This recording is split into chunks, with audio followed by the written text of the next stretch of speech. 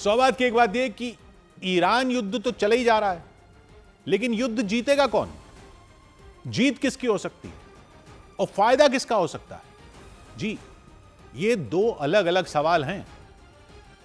युद्ध जीतना और फायदे में रहना दोनों अलग अलग चीजें हैं, क्योंकि इतिहास बताता है कि जरूरी नहीं है जो युद्ध जीत जाए वो फायदे में रहे। और ये भी लोग समझने लगे हैं कि जो हार जाएगा वो भले ही नुकसान में रहे, लेकिन असली फायदा तो किसी तीसरे को भी हो सकता है। और तीसरे का नाम लेते ही सबका ध्यान पुतिन पर जाता है कि फायदे में तो वो दिख रहे हैं, लेकिन जिस पर लोगों का ध्यान अभी नहीं जा रहा वो है चौथा, कि असली फायदा तो चौथे को भी हो सकता है। इतिहासकार याद दिला रहे हैं कि याद कीजिए दूसरी वर्ल्ड वॉर में क्या हुआ था। दुनिया के हर कोने में किसका राज हुआ करता था? उस वक्त ब्रिटेन का राज हुआ करता था। दुनिया की सबसे ताकतवर करेंसी कौन सी हुआ करती थी? डॉलर थोड़ी ही थी। सबसे ताकतवर तो ब्रिटेन का पाउंड होता था। तो फिर क्या हुआ? क्या ब्रिटेन वर्ल्ड वॉर में हार गया था? नहीं, ब्रिटेन तो वर्ल्ड वॉर में जीत गया था। हिटलर की जर्मनी हार गई थी, जापान हार गया था, ब्रिटेन तो जीत गया था। दूसरे विश्व युद्ध से पहले तक ब्रिटेन दुनिया का सबसे ताकतवर देश था। सुपर पावर तो ब्रिटेन हुआ करता था। उसके पास बड़ा साम्राज्य था, ताकतवर सेना थी, ताकतवर नौसेना भी थी, पाउंड सबसे मजबूत मुद्रा थी, और ब्रिटेन जीत गया था वर्ल्ड वॉर। लेकिन युद्ध में ब्रिटेन का सारा पैसा खर्च हो गया था। युद्ध जीतने में एक तरह से ब्रिटेन ने अपना सारा पैसा फूंक दिया था। कर्ज बहुत बढ़ गया था। वो अपने साम्राज्य को संभालने की हालत में ही नहीं रहा था। भारत आजाद हो गया उसके राज से, एक एक करके अफ्रीका के देश उससे आजाद होते चले गए। ब्रिटेन की फैक्ट्रियां जो पूरे साम्राज्य में मुनाफा कमाती थी वो नुकसान में जाने लगी। ब्रिटेन वर्ल्ड वॉर तो जीत गया था, लेकिन जीतने में एक तरह से वो थक गया। और सुपर पावर कौन बन गया? अमेरिका। अमेरिका वर्ल्ड वॉर में था ही नहीं, बहुत बाद में आया। और बाद में भी जब युद्ध में शामिल हुआ तो उसकी जमीन पर युद्ध नहीं हुआ था, अमेरिका में युद्ध नहीं हुआ। अमेरिका ने ब्रिटेन और उसके साथी देशों को हथियार दिए, खाना दिया, सामान दिया। बदले में वर्ल्ड वॉर में अमेरिका ने बहुत पैसा कमाया। युद्ध खत्म होते होते अमेरिका की अर्थव्यवस्था दुगनी हो गई। ब्रिटेन की एक तरफ फैक्ट्रियां बंद होती गई, अमेरिका की फैक्ट्रियां दुगनी चौगनी रफ्तार से चलने लगी युद्ध में। और युद्ध के बाद बर्बाद हो चुके यूरोप को फिर से खड़ा होने के लिए जो पैसा चाहिए था वो किसने दिया? अमेरिका ने दिया। नेटो किसने बनाया? अमेरिका ने बनाया। बर्बाद हो चुके देशों की लाइफलाइन बन गया कौन? अमेरिका। दुनिया की मुद्रा पाउंड से बदलकर डॉलर बन गई। भले ही युद्ध ब्रिटेन ने जीता, लेकिन सुपर पावर बन गया अमेरिका। तो युद्धों का इतिहास बताता है कि जो देश युद्ध में ज्यादा पैसा खर्च करता है और लंबे युद्ध में उलझ कर रह जाता है, वो अंत में भले ही युद्ध तो जीत जाए, लेकिन पहले से कमजोर पड़ जाता है। जो दूर रहकर युद्ध में सप्लाई करता है, अपना घर बचाकर रखता है, वो अंत में मजबूत बनकर उभरता है। तो इस युद्ध में कौन पैसे फूंक रहा है? हजारों लाखों के ड्रोन को मार गिराने के लिए करोड़ों अरबों की मिसाइलें कौन फूंके जा रहा है? अगर जल्दी से युद्ध खत्म न करवा पाया तो कौन युद्ध में लंबा फंसता हुआ माना जाएगा? अमेरिका। और तीसरा अगर रूस है जो फायदे में दिख रहा है लोगों को, तो वो भी तो यूक्रेन युद्ध में फंसा तो हुआ ही है। लेकिन जो कहीं फंसा हुआ नहीं है वो चौथा है। चौथा कौन? चीन। अभी ईरान युद्ध में अमेरिका और इजराइल मुख्य खिलाड़ी हैं। वो ईरान पर हमले कर रहे हैं।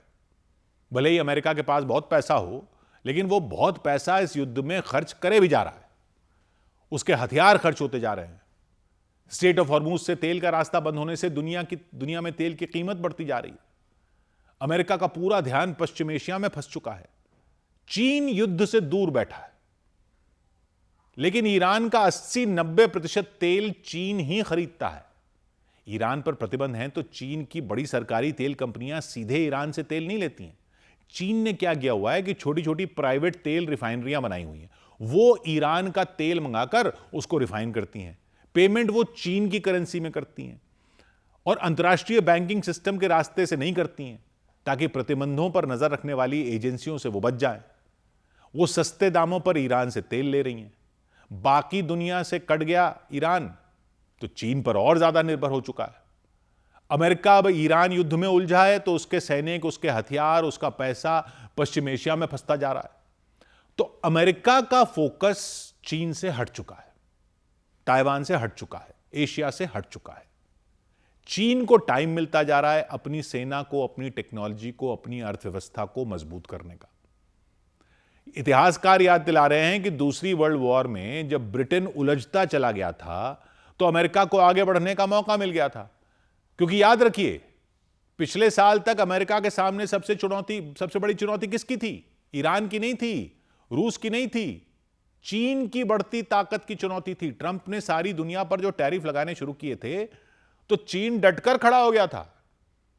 अमेरिका की असली ट्रेड वॉर चीन से ही थी और चीन से ही है। ट्रंप जब ये कह रहे थे कि बाहर से सस्ता माल आ रहा है, अमेरिका की कंपनियों को नुकसान हो रहा है, अमेरिका के लोगों के रोजगार को नुकसान हो रहा है, तो उसमें मुख्य इशारा तो चीन की तरफ ही था। इजराइल का मकसद तो अपने को सुरक्षित करना था जंग के लिए, लेकिन अमेरिका जो चाह रहा था कि ईरान में उसके पसंद की सरकार बन जाए वेनेजुएला की तरह, उससे तो चीन को ही सबसे बड़ा नुकसान होना था। और अब भी अगर किसी तरह से ईरान के तेल पर अमेरिका का कंट्रोल हो जाता है तो चीन को ही नुकसान होगा, क्योंकि ईरान का 80-90% तेल अभी चीन ही खरीद रहा है सस्ते में। हालांकि चीन रूस से भी खूब तेल खरीदता है, वो तो बहुत जगह से तेल खरीदता है, लेकिन उसने 2021 में ईरान के साथ 25 साल की डील की थी, $40,000 करोड़ के व्यापार की। उस डील से चीन को तेल मिल रहा है, बदले में चीन ईरान में सड़कें बना रहा है, इंफ्रास्ट्रक्चर खड़ा कर रहा है, जो जैसे वो दूसरे देशों में करता है। दूसरे देशों में कर्ज देके करता है, यहां पे तेल लेके कर रहा है। अमेरिका के दुश्मन को चीन ने अपना साथी बना लिया था। चीन ने ईरान को एससीओ संगठन में भी शामिल करवाया, चीन ने ईरान को ब्रिक्स में भी शामिल करवाया। तो अगर अमेरिका अपनी पसंद की सरकार वहां बनवाने में कामयाब हो जाता है तब तो चीन के सारे किए धरे पर पानी फिर सकता है। लेकिन जिस दिशा में युद्ध जा रहा है वो अभी तो होता दिख नहीं रहा कि वहां अमेरिका की पसंद की सरकार बन जाएगी। बल्कि युद्ध में अगर अमेरिका अपने मकसद में कामयाब नहीं हुआ तो बाकी खाड़ी देशों को भी सोचना होगा कि उनको अमेरिका के साथ जाने से फायदा हुआ है या नुकसान हुआ है। अमेरिका के अड्डे वहां होने की वजह से बाकी खाड़ी देशों की तो सारी शांति ही भंग हो चुकी है। उन्होंने अपनी सुरक्षा के लिए अड्डे रखे थे वहां पे, और उन्हीं अड्डों पर ही हमले हो रहे हैं। और चीन उन पर भी पहले से डोरे डाल रहा था, ऐसा नहीं चीन वहां नहीं था। 2023 में चीन ने ही सऊदी अरब और ईरान के बीच समझौता भी करवाया था। चीन दोनों को साथ ले आया था,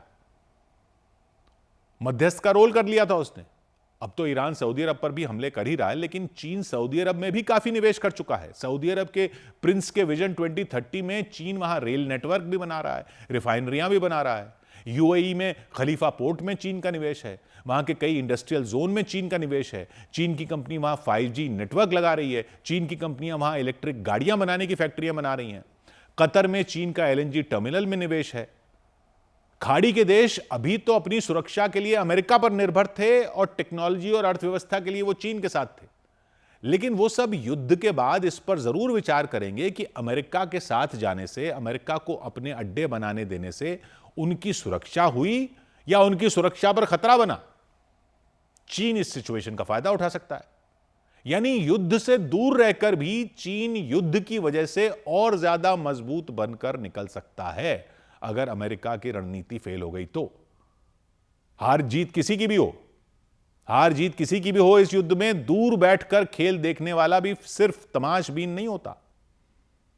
इतिहासकार याद दिला रहे हैं कि अमेरिका भी युद्ध का मुख्य खिलाड़ी बनकर सुपर पावर नहीं बना था। 2 की लड़ाई में तीसरा ही फायदे में नहीं रहता, कई बार चौथा सबसे बड़ा फायदे में रहता है। 100 बात की एक बात।